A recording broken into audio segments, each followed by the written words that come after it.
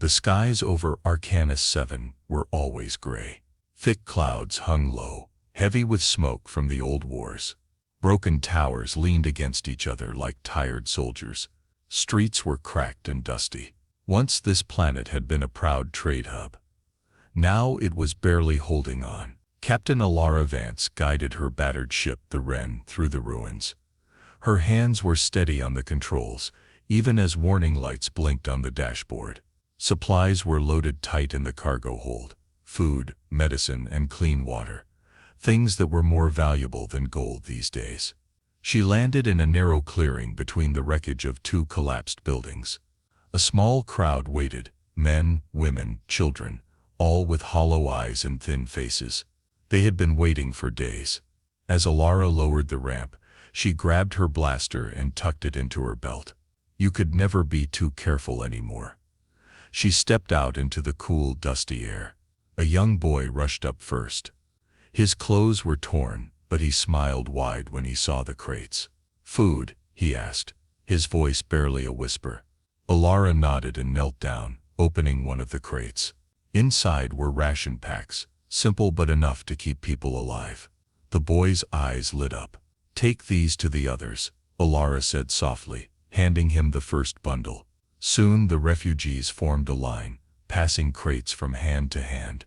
Alara watched them work together, even in their suffering. It made her chest ache. This was the galaxy now, scattered, broken, and forgotten. She tapped her comms. "Can," she said, "keep an eye out. This place feels too quiet." Can's gruff voice came back through the earpiece. "Already scanning, Captain. No ships in sight." Yet, Alara frowned. She trusted Can's instincts. If he was worried, she should be too. She moved quickly, helping unload the last crates. Just as she finished, the air trembled with a low, distant hum. Her head snapped up. In the gray sky, dark shapes appeared, sleek fighter ships flying low and fast. "Drax's colors," Can muttered in her ear. "We need to move, now." The crowd panicked. Mothers clutched their children. Men shouted. Some tried to run, but there was nowhere to hide in the ruins. Alara sprinted up the ramp, shouting to the others. "Get on board, move." Blaster fire rained down from the fighters, striking the ground in sizzling bursts. Dust and debris filled the air. Alara slammed her fist on the controls, powering up the Wren. The engines roared to life.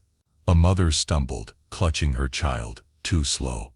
Without thinking, Alara ran down the ramp, grabbed the child, and hauled them both back into the ship. She threw herself inside, just as a blaster shot scorched the landing zone. "Hold on," she yelled. The ship lifted off, shuddering under enemy fire. Stacken fired the rear cannons, driving the attackers back just long enough for them to punch through the clouds and vanish into space. Inside the ship, it was silent, except for the hum of the engines and the quiet sobs of the rescued families. Alara slumped into the pilot's chair, heart pounding. Stax Lorvan's forces were growing bolder. Attacking a supply run meant only one thing. He planned to take Arcanus 7 next. She tightened her hands into fists. The galaxy was tearing itself apart, and she had a choice to make: keep running, or fight for what little hope was left. Her jaw set hard. She already knew the answer. Alara parked the Wren, deep inside an old docking bay, hidden beneath the ruins of Arcanus 7's eastern sector. The walls were cracked, and the roof sagged, but it was safe enough for now. Cannon tightened the bolts on the ship's damaged wing, while Alara wiped grime from her jacket. The families they had rescued were resting in the cargo bay, sharing the little food they had. A low beep came from her comms. Someone was requesting entry. Alara tensed. She placed her hand on her blaster and nodded to Cannon, who pulled a lever to open the heavy doors. Two figures stepped through the dust. The first was a woman, tall with sharp eyes and a calm face. She wore a long brown coat and a small silver badge, a symbol of the old council. The second was a younger man, nervous and thin, carrying a satchel full of documents. "Alara Vance?" the woman asked, her voice steady. "That's me," Alara said, watching them carefully. The woman pulled back her hood. Her hair was silver at the temples. My name is Riva Solon. I was an ambassador for the Galactic Council before it fell apart. Alara crossed her arms. The council's dead, Riva. You're a little late. Riva didn't flinch. I know. That's why I'm here. We need you. Alara laughed once, dry and bitter. Me? I'm just a pilot now. Riva stepped closer. Drax Lorvin is moving faster than we thought. He's taking over planets one by one. Arcanus 7 is next. Alara's smile faded. I figured that out when his ships tried to blast me out of the sky. Riva's voice dropped low. He's not just seizing power. He's rebuilding the galaxy in his image. Ruthless, cold. No freedom for anyone. The young man finally spoke, his voice shaking. We've lost so many worlds already. If someone doesn't stand up to him, there won't be anything left. Alara looked between them. The responsibility weighed heavy on her shoulders. She had spent years running from it, trying to survive, not lead. Riva saw her hesitation. You still have a name people trust. You serve the council. You know how to fight. We need someone who remembers what unity meant. Alara turned away, staring at the cracked wall. She thought about the boy who had smiled over a ration pack, about the refugees sleeping in her cargo hold, about the way Drax's ships had rained death without mercy. She closed her eyes. She couldn't run anymore. Slowly she turned back to Riva and nodded. What's the plan? Alara asked. Riva's face softened just a little. We need to rally the free planets, get them to work together again, before Drax crushes them all. Alara tightened her gloves, readying herself. It won't be easy. They won't trust me, or each other. They have no other choice, Riva said. Can tossed Alara a small holomap. It showed planets scattered like broken glass across the sector, many flashing red, already fallen. We better get started, Can said, gruff but determined. Alara looked out at the shattered horizon of Arcanus 7. The galaxy was broken, but maybe it wasn't beyond saving. Not yet. The stars stretched endlessly as the Wren slipped into the cold black of space. The ship creaked and groaned, but it held steady. Alara sat at the controls, her jaw tight. Caden and Riva sat behind her, silent. They were heading to 3 nearby planets, Vorta, Selman, and Hessex. Each had once been strong members of the council. Each now stood alone, distrustful and angry. As the ship neared Vorta, the first stop, Alara adjusted the comm system. This is Captain Alara Vance, requesting permission to land, she said.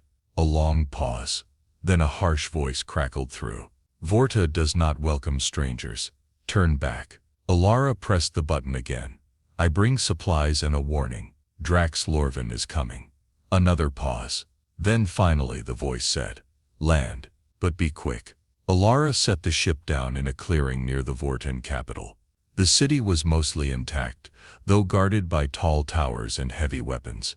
A group of armored soldiers met them at the landing zone, weapons pointed but fingers off the triggers. The Vortan leader, Governor Malric, stepped forward. He was a broad-shouldered man with deep lines on his face. His eyes were cold. You dare show your face here, human, he said sharply. Alara kept her voice calm. I'm not here to cause trouble. I'm here to warn you. Drax will attack, just like he attacked Arcanus 7. Malric's lips twisted into a sneer. Why should we believe you?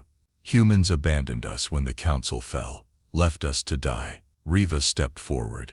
We're not here to dig up the past. We're here to build a future. Malric laughed bitterly. There is no future, only survival. He turned his back on them and walked away. Alara stood there for a long moment, fists clenched at her sides. She had known it would be hard. She hadn't known it would feel this personal. Caden muttered under his breath, this is a waste of time. But Alara shook her head. We move on. Next was Selman. Selman was a mining world.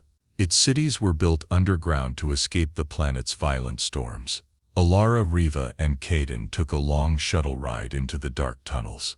The Selman Prime Minister, a small, sharp-eyed woman named Yella Tren, met them in a dusty hall. You want an alliance? Yella asked, arms crossed. After what happened last time, after Earth turned its back. Alara didn't argue. She simply said, Drax won't care about your past grudges. He'll take your minds. He'll take your people. Yella frowned, thinking hard. I'll consider it, she said finally. But don't expect trust overnight.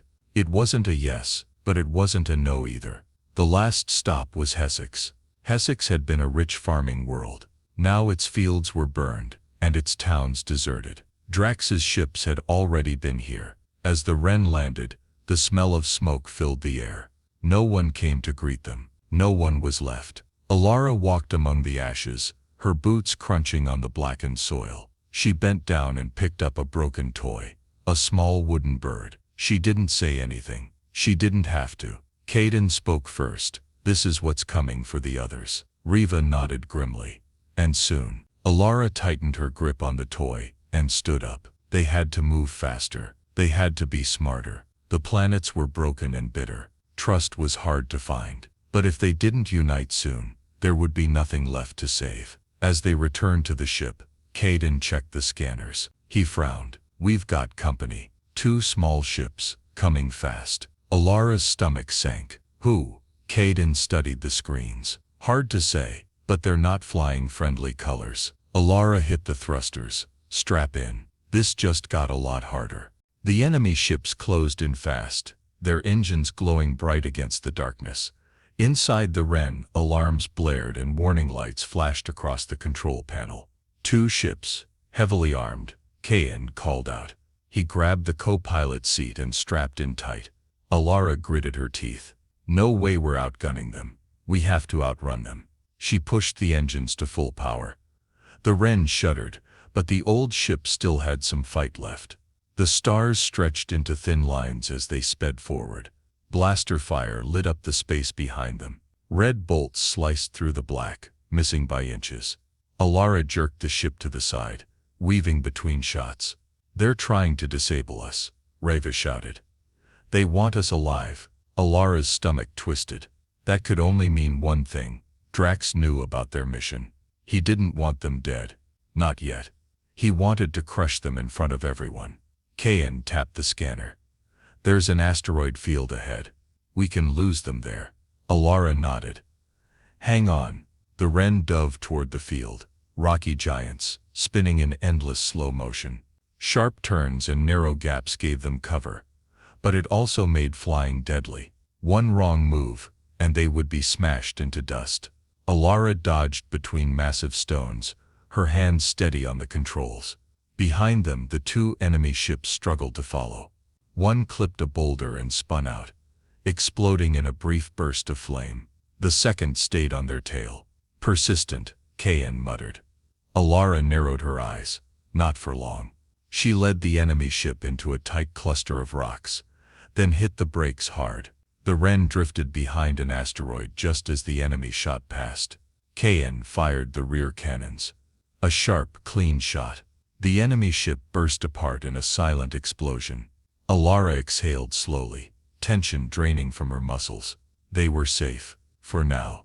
Later, back aboard the ship, Alara gathered Riva and Caden in the main hold. The families they had rescued earlier slept in the corners, unaware of the danger they had just escaped. Alara paced the floor. That attack was too organized. Someone knew where we'd be. Caden frowned. You think we have a traitor? Riva looked down at the floor, her face troubled. It's possible. Drax has spies everywhere. Alara's eyes hardened. Then we find them. They didn't have to wait long. That night, Caden caught a young crewman, Jalen, sneaking a message through the comm system. Alara confronted him in the engine room, blaster drawn. Who are you talking to? She demanded. Jalen cornered, raised his hands. His eyes were wild with fear. I didn't have a choice, he cried. Drax promised to spare my family. He said if I fed him your location, he'd let them live. Alara's heart twisted. She wanted to believe him. She really did. But the lives of thousands were at stake. She couldn't take chances. You endangered everyone on this ship, she said quietly. Jalen fell to his knees, begging. Alara had Caden lock him up in the brig. Later she sat alone on the bridge, staring out into space. The galaxy wasn't just broken. It was poisoned with fear and desperation. Good people were doing terrible things just to survive. Alara tightened her fists. She would have to be smarter, stronger, and ready for more betrayals. Because Drax wasn't just attacking from the outside. He was rotting the galaxy from within.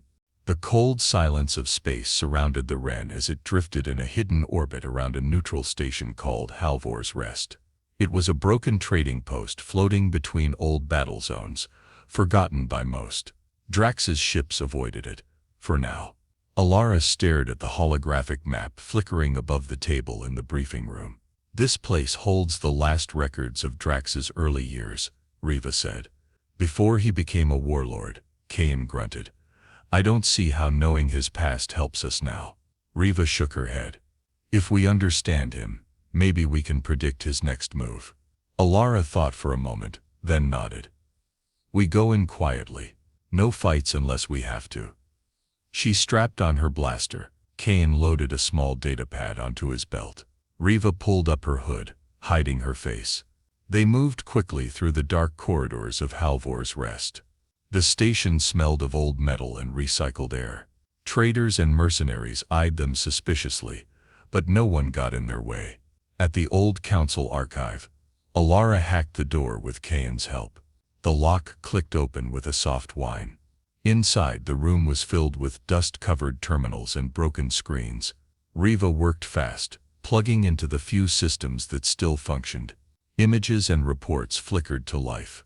They found old footage, a younger Drax Lorvin, standing before the council chambers, arguing passionately. His face was intense, but his eyes were bright with hope, not cruelty. "He wanted to save the council," Riva whispered, scrolling through the reports. "He believed it was falling apart because of weak leadership." Another report showed how humanity's departure from the council had been the final blow. Without Earth's support, the council collapsed, and chaos spread across the galaxy. One video played a speech by Drax. "If no one else will protect the galaxy, I will. Even if I must do it by force."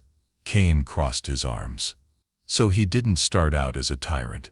He thought he was the hero. Alara's throat tightened as she watched the footage. Somewhere along the way he gave up on hope. He chose control instead of trust. She leaned on the table, her voice low. "And if we're not careful, others might follow him." They downloaded everything they could. Just as Kayan pulled the last file, the station lights flickered. A voice blared through the old speakers. "Attention. Unauthorized data access detected." Riva cursed under her breath. "They know we're here." Alara drew her blaster. "Move." Now they sprinted through the narrow halls. Mercenaries scrambled in confusion as security droids rolled toward them, guns raised. Alara shot out a light panel, plunging the corridor into darkness. Kayan lobbed a small EMP grenade. It exploded with a dull pop, frying the droid's systems. They reached the docking bay just as more guards appeared. Kayan covered them, firing short bursts. Riva helped boost Alara into the ship. The engines of the Wren roared to life. Alara didn't wait. She punched the thrusters hard, tearing free from the station. The stars tilted wildly as they sped away into the safety of open space. Hours later, after the adrenaline faded, Alara sat alone, staring at the stolen files. Drax wasn't just another tyrant. He was a broken man trying to fix a broken galaxy, with fire and chains. And unless Alara found a way to unite the remaining free worlds, Drax's vision would soon become the only future left. She tightened her hands into fists. They had one chance left. Alara stood in the center of the Wren's main hold, a holographic map glowing in front of her. Riva, Kayan, and a few rough-looking captains from nearby planets stood around the table. Their faces were tired but determined. "This is it," Alara said. "Drax's main fleet is gathering here." She pointed to a large asteroid belt surrounding a dying star called Verdant's Eye. Kayan grunted. "Smart spot. Hard to get close without being seen." Riva nodded. "But if we wait, his fleet will be ready. We have to strike now." The captains shifted nervously. They had small ships, barely patched together. Nothing compared to Drax's war cruisers. Ilara met their eyes one by one. I won't lie. We're outgunned, outnumbered. But Drax thinks fear has already won. We're going to prove him wrong. For a moment no one spoke. Then Kayan stepped forward. I'm in. One by one, the others nodded. They had no choice. It was now or never. The Wren led the small fleet into the asteroid field. Metal scraps floated everywhere. Remains of old battles long forgotten. Ilara's hands were steady on the controls. Kayan manned the cannons. Riva worked the scanners. Ahead, Drax's flagship loomed like a dark mountain, surrounded by sleek fighters and heavy cruisers. They haven't spotted us yet, Riva whispered. Ilara narrowed her eyes. Good, let's keep it that way. She gave the signal. Their tiny fleet split up, weaving through the rocks. Surprise was their only weapon. The first shots rang out, sharp and bright against the blackness. Kayan's cannons blasted a fighter apart. Another ship, flown by one of the captains, slammed into a cruiser, taking both out in a fiery explosion. Chaos broke loose. Ilara guided the Wren straight toward the flagship, dodging blasts and flying debris. Their shields flickered with every hit. Inside the flagship, Drax was waiting. Ilara landed hard on the outer platform and stormed aboard with Kayan and Riva. The halls inside were dark and cold, made of heavy metal and sharp lines. They fought their way through squads of soldiers. Kayan's blaster roared. Riva used a small stun device to knock down guards without killing them. Finally, they reached the command bridge. Drax stood at the far end, watching calmly. He wore black armor, and his eyes burned with a strange mix of anger and sadness. "You came," he said. His voice was deep and cold.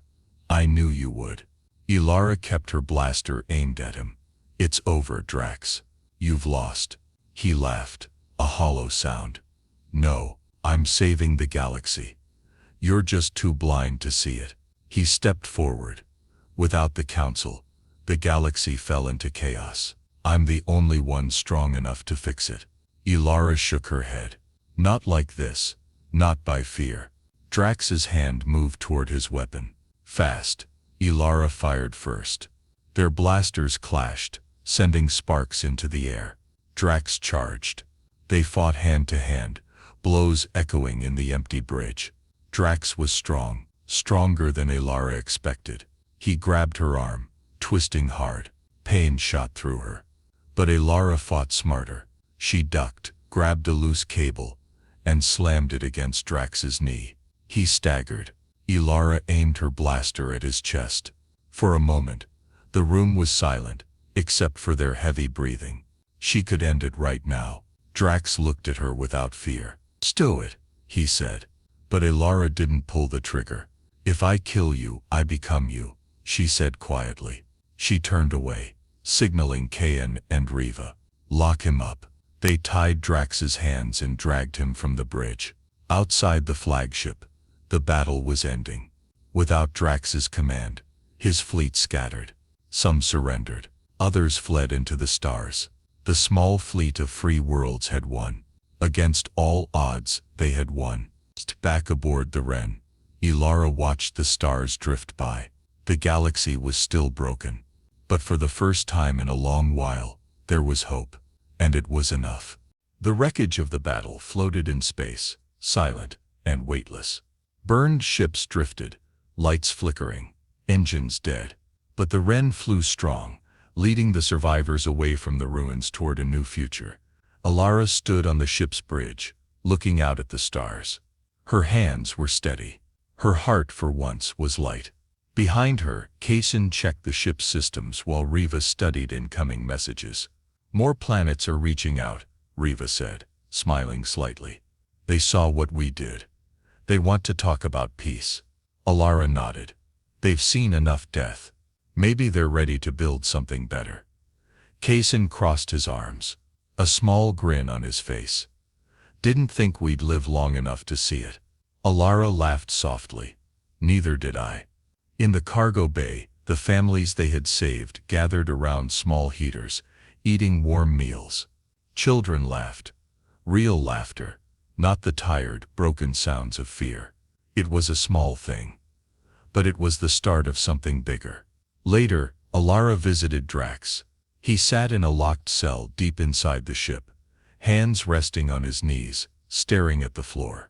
He didn't look angry. He looked tired, like a man who had fought too long and lost himself along the way. Alara stood outside the bars. "You had a choice," she said quietly. "You didn't have to become this." Drax lifted his head. His voice was rough. "And you think the galaxy will change because of you?" Alara met his gaze, steady and sure. "No, it will change because of all of us. Together." Drax said nothing. He just lowered his head again. Alara turned and walked away. She wouldn't waste her life on the past. As the Wren moved through space, signals from different worlds filled the comms. Voices of different species, different governments, all calling for meetings, treaties, talks. It would take time. There would be mistrust, mistakes. But the door was open. Hope had a chance.